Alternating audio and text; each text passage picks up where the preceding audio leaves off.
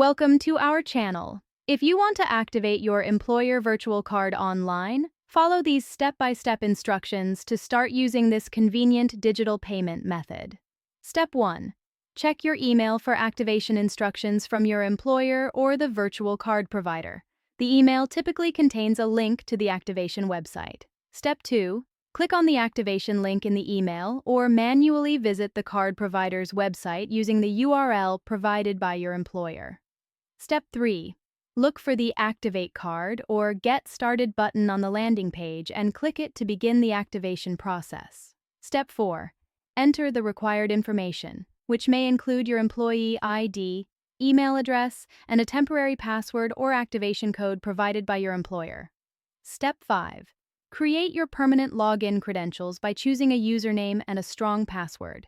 Make note of these credentials for future access.